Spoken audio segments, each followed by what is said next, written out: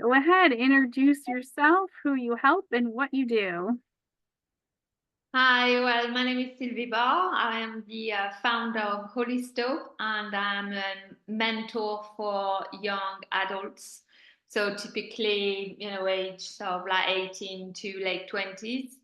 And I help them find a path that's going to be the right one for them. So I typically help young adults who are either not sure or haven't got a clue about what they want to do with their life, and I help them figure that out. That's such an amazing thing and so needed. Honestly, when I was that age, I really wish somebody had not just done like the basic like career counseling stuff, but that really listened to me and really like got it and, helped me figure out that I didn't need to just listen to my parents on the career stuff because I think a lot of times young adults do that and then sometimes they get stuck because of that. So tell me how you got into that. Well, it's been a long time coming. It's something that I decided to pivot towards actually just a few months ago at the end of last year. I'd done all my career in marketing and branding, and then founded Holisto 6 years ago. And that was still very much around helping small businesses build their brand. But there was always something at the back of my head, so saying, "Oh, I'd really like to do something with young people." And it all stemmed from actually, and that's why I think I've gone full circle on this. And that stemmed back from when I was actually a teenager myself. And I was asked, as we are asked at, remember the parents teacher meeting, the evening meeting, where they say, well, it's time to choose your option. So, what would you like to do when you grow up? And then at that time, I had a very clear idea. I wanted to be an English teacher. I said, I want to be an English teacher. And I still remember the core teacher was, sort of meeting my parents. Oh, no, no, no, she can do far better than this. She's got really excellent grades, la la la la. So no, don't do teaching. It's just like, it's a dead end and so many people wants to do it, la la. And I got lost because I had an idea and my idea was obviously dismissed. And so I really felt stuck, and I ended up, yeah, probably, you know, going along my career path more by default than by positive choice. And it was very much a story of, okay, you're going to go as far as you can in the grades, and then you get to where you get. And then after that, it's okay, well, you can't do engineer school because you don't have enough, you know, so grades in math and physics. So, well, let's go what's underneath. Okay, it's business. So let's go into business. And then into business, well, what do I do? Well, do I really like finance? No, not really. Um, okay, so the thing that is the closest that I could have an interest in is marketing. And that's how things, sort of got put together. And don't get me wrong, I was good at what I was doing. I got awards and stuff like that. But it's just like, that feeling when it doesn't start from the heart, and it's more like the head that is guiding everything.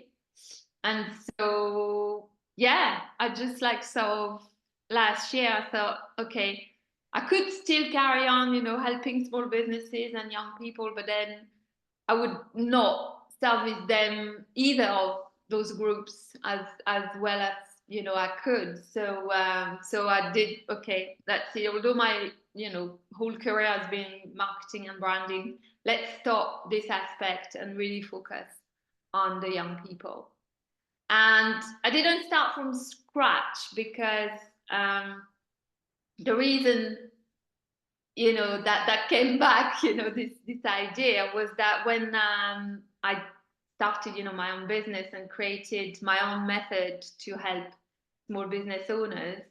And the way I was building brands with them, for them, and was very much around self-discovery, because when you are a business owner, you put everything, into the business. You put your energy, your time, your money, and by default, you're gonna put yourself in the brand. It's just that people don't realize it, but they actually project who they are into the brand.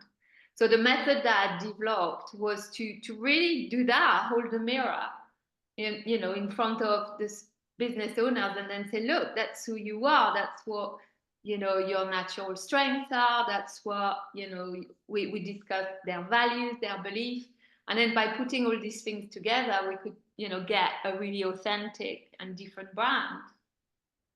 And the method applies to, and that's when I realized that the method applies as well to helping young people, because if you really start from a place of positivity and a place of strength, that's really gonna help you in life, because you're not gonna fall at the first hurdle. You're gonna be far more resilient, and you're gonna find something that is sort of suited for you, as opposed to something that, as you said, the parents say you should do this, or the career advisor saying, what about that and that, but you don't feel it.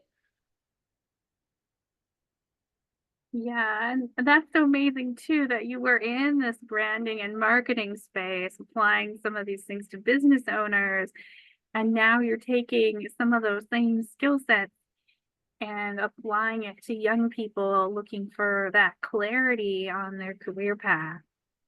Yeah, thank you. Well, the thing that I also realized is that I really enjoy mentoring. I started mentoring. Well, it was, very much, again, even if it was not, saying, marketing my services as mentoring, there is an element of mentoring when you are, you're guiding people towards finding them who they are, to sort of build their brand. And because I enjoy that, I started doing some voluntary work for an organization in the UK, which is backed by the government, and it's a scheme called Help to Grow, and it's helping small businesses, well, as it says, on the tin, to grow and be more sustainable. And in that program, so the business owners pay but a really subsidized fee to go on the course, and then as an add-on, they get, if they want to, they get a business mentor. And that's how I started doing mentoring and get my certification for mentoring in business. And prior to that, actually, I also did some mentoring, and that was another, side of me, which was helping people with their mental health, because I had, a big burnout 10 years ago. And during my recovery, that was an opportunity for me to give back and get certified in mentoring people who were coming back from ill mental health to recuperate their own mental health.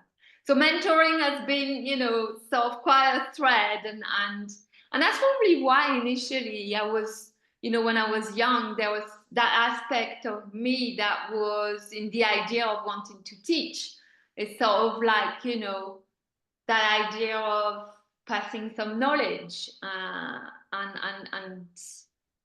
and help people grow. Yeah. That's such an amazing story, and I love the way you tie in everything that you do. So, I'm going to ask you about your networking. So, what's your current strategy for networking to get in front of potential clients? Yeah. Well, I've been, especially about 18 months ago, we moved city to move to a place where it's a bit bigger and there are more, sort of opportunities for my daughter to study. She's at the, college that she started 18 months ago. And that's when I had that realization that I really wanted to rebalance online networking and face-to-face networking. Because as you know, 5 years, I can't believe actually that I'm saying that it's already 5 years that, you know, the world ground to a halt with COVID and lockdown and yeah, virtually everything, you know, sort of went online because we couldn't obviously, you know, see people face to face, network face to face, and so on. So a lot of my early years of my business were very much driven online.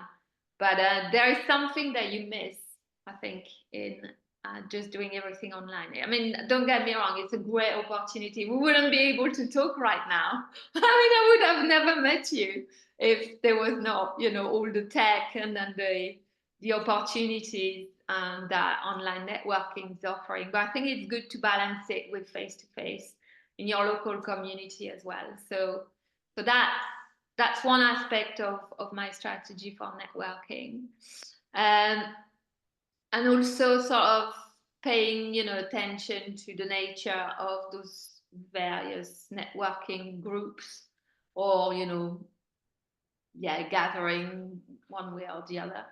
And really sort of yeah, try to make sure that I'm going to the right place and not scatter myself, you know, too wide. I mean, I made also quite a big decision back when I decided to pivot my business a few months ago to sort of really say, okay, you need to focus. I knew already that, you know, I needed to be sort of like focusing on two, you know, sort of social media platforms. And I'd done it, but I'd sort of been really spread myself in lots of groups and lots of, you know, sort of, yeah, other, you know, forms of online sort of meeting. And so I took that opportunity of the pivoting to sort of say, okay, I'm going to really reduce the number of groups that I'm in. So I'm really mindful now of, you know, belonging to a group rather than just, you know, this sort of ego being flattered because, oh yeah, I'm inviting to join a group, and you're like, okay, yes, let's proceed. But especially it's not me when I'm into something, I really want to do it well. So that's when I realized then if I was doing a lot of groups and trying to be, you know, doing well on all these groups, I would spend my life just doing that and not having any time for anything else, you know, not even being in business and stuff like that. So I think for me, you know, if you want to summarize my strategy when it comes to networking, I would say balance local and face to face with online. And the second would be less is more. Be choosy about where you want to engage. Yeah, because not every group has the same amount of value to every person as well. Like some groups probably have people who are more aligned or more able to help you. And so as you go through that, as you've experienced things, it's easier to pick and choose. Yeah. And then I think it's really finding that group where, you know, you find that you are with like-minded people. And you can, you know, sort of really have good conversations. I mean, we are both as I think that's how we met, isn't it? We're both in Gary's group, and it's another example of a group for me, which you know, is I can meet like-minded people, albeit, you know, from very different horizons, in terms of where they live, but also in terms of what they do. But I think there is a common thread in the yeah, the approach, the sort of like being, you know, open to collaboration, for example. not, sort of going at your throat with trying to sell you something the minute you're connected and all that jazz.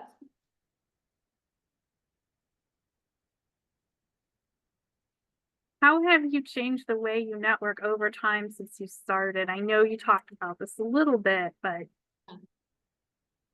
Yeah, I think yeah, the sort of being more mindful as to how to to network. I mean, if I remember correctly, when I actually started networking was in the local business. That was pre-COVID, so that was when I was a very start of my business 6 years ago, and I decided to join the local business association in the previous town we used to live. And I still remember at the time, I really, because I'm an introvert by nature. And that doesn't mean that, I'm afraid of people and stuff like that. But it's more about an energy thing. And I need my time on my own to regain my energy. And extroverts, from if you look at it from an energy perspective, extroverts, they absolutely thrive on being in, with people all the time. They go, they they socialize. They have, other professions that are like sales and stuff like that. They are people.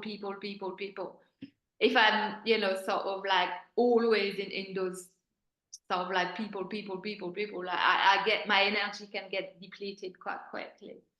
And so I remember, because of I started like, from that angle, going to that local business association was just like, oh my God, I don't like this. Networking, going in the room and da.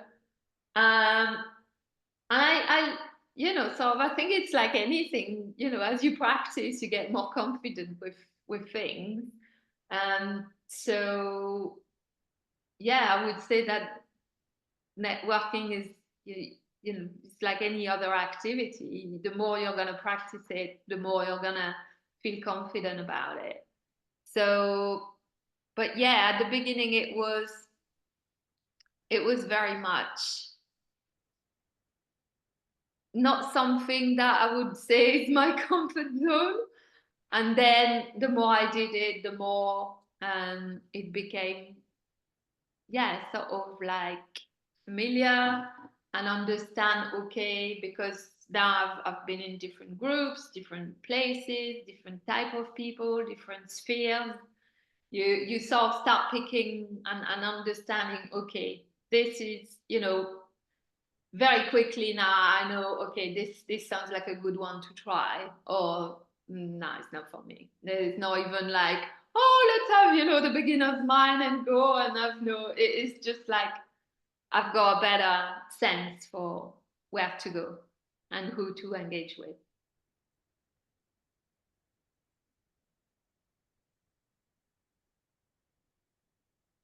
so how is the way that you network different from the way that other people who do this career um mentoring, like how is it different from how they do it? Well, I don't know anybody who does career mentoring the way I do it. So, I mean, as you know, career mentor, well, career advice, and that's something as well.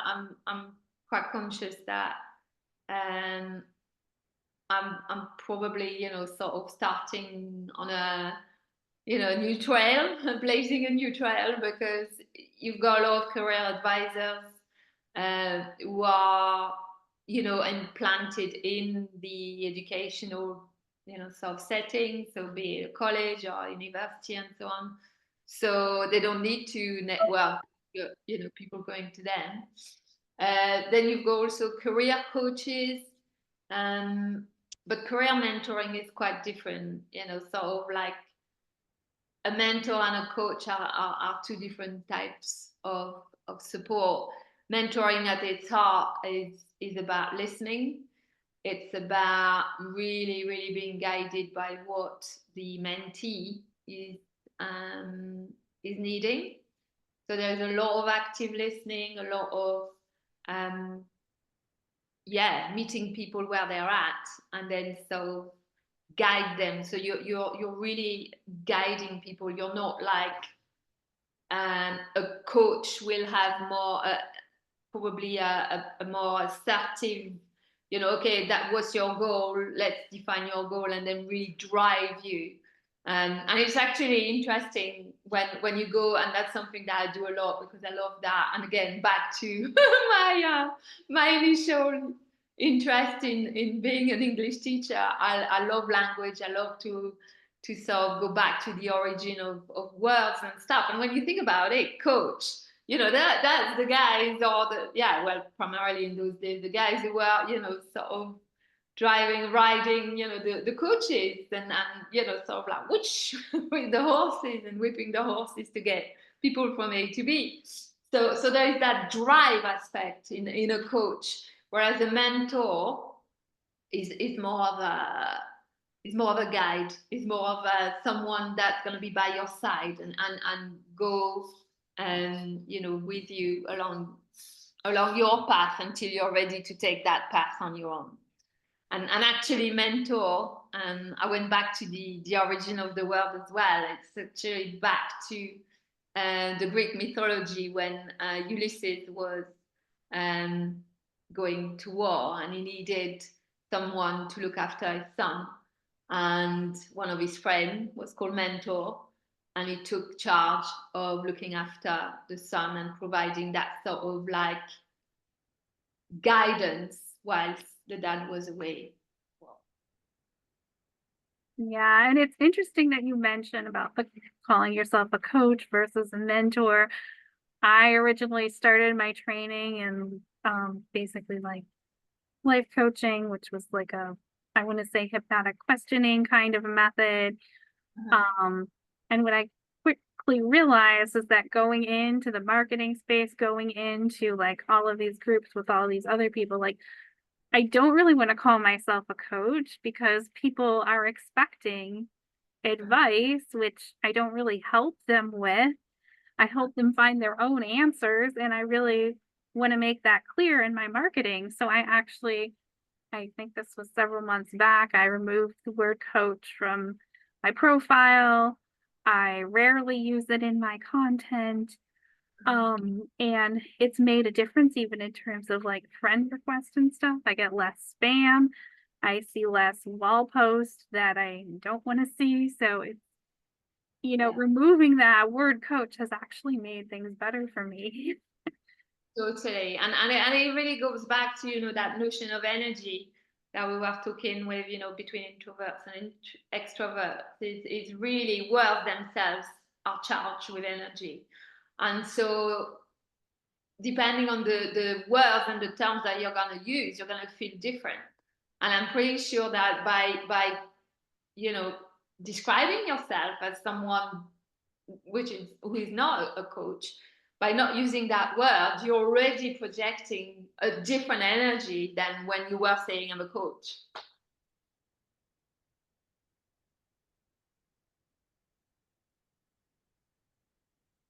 What do you think is the most important thing for business owners to do to start networking? The most important thing is to try. I think, it's for me, it's like with any other, marketing activities, because obviously I was advising a lot on the marketing and the branding side. And I still remember that blog that I wrote a few years ago, but it's still, valid and fit for purpose. Is this thing that, we have so many different sort of tools in our toolbox these days when it comes to marketing, when it comes to get known, when it comes to increase our visibility.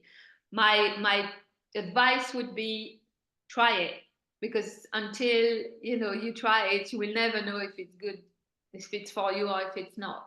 And I think that it's finding that sweet spot between you try it long enough that you've got a good idea if it's good for you or not, but don't go like stick at it for so long, even if it's like, oh my god, you'd rather have pins stuck through your eyes, and it's like find that sweet spot, like you know, well, in your heart of heart, you know that you've given a good shot.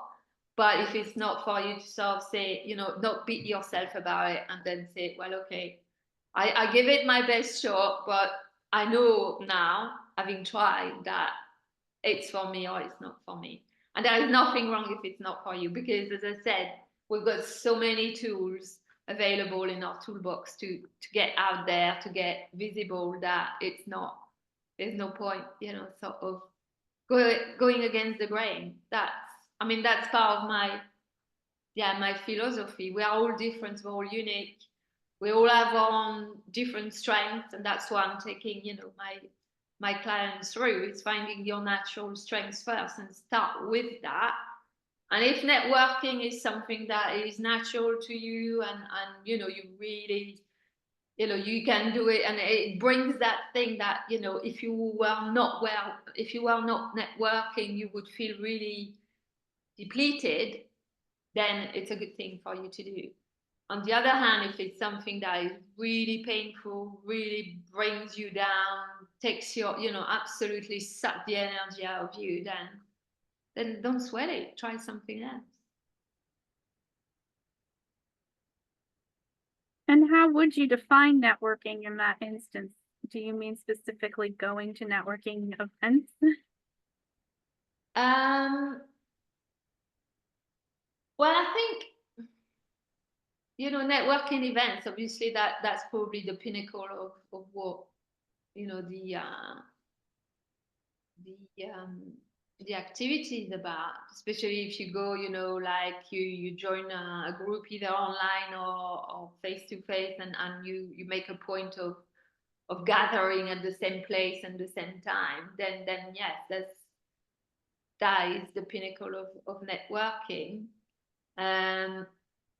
But in a way, if you know, you have a group of connections, and take, for example, let's take LinkedIn, because um, that's one of the two platforms that I'm the most active in. Well, that's not the only two platforms I'm active at the moment. And on LinkedIn, I've got, you know, a group of people who are my connection, and you can be very conscious and very mindful as to how you want to engage with those connections, to be, yeah, to bring some value to engaging with those people, so that ultimately it brings value for you and your business as well. Do you prefer groups or one-to-one conversations for networking? I've always been more naturally someone who does enjoy one-to-one. That's why I like mentoring as well, because it's a one-to-one. I mean, you know, there is no reason why I couldn't imagine group mentoring, but I really enjoy the one-to-one. I think there is something that works for me in terms of, again, my energy, in terms of really having my undivided attention towards the person that sits in front of me, or, you know, across my screen. So that's my favorite one.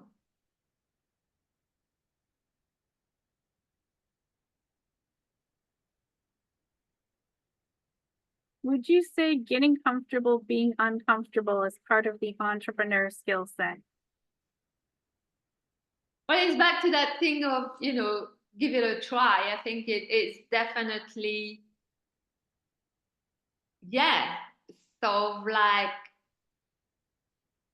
feel the fear and do it anyway kind of thing on those things. I remember the first time I did my Facebook Live, oh my God, it was just that. But the thing is that if you, yeah,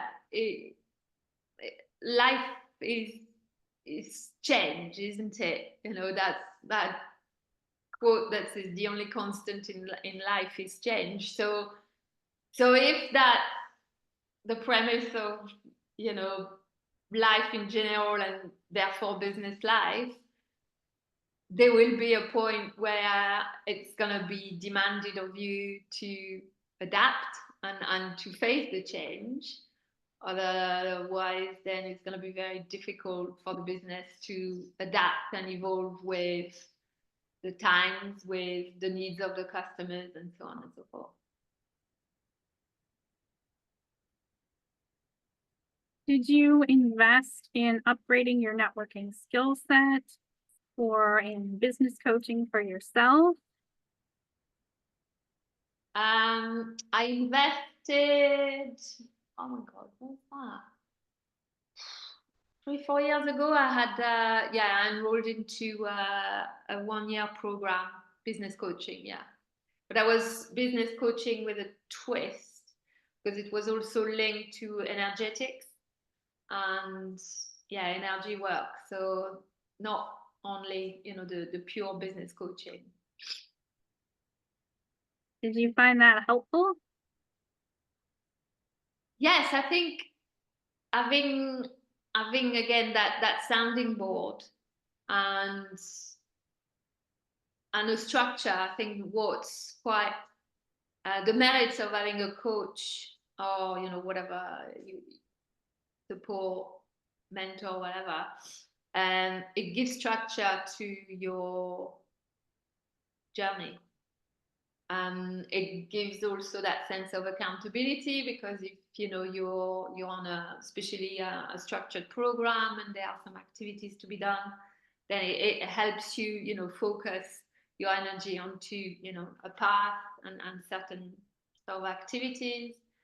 And it was a group program, so it was also good to sort of meet with other people and then see that you're not the only one in the same boat. Because I think, being a business owner can be quite lonely. Whether you are, one man band or one woman band, or whether you are, with staff. If you've got staff, you're at the top of the tree, and sometimes, well, not sometimes, people who are in your staff, they will always look at the boss in a different way. I experienced that not, because I haven't got any employees, but when I was, manager in my corporate career, when you're the boss and the boss is in the room, you can feel that even if you're very open and you can have very good conversation, it's not the same as, when peers are talking with each other. So yeah, for that aspect of not feeling lonely and feeling supported, it's got a lot of merit.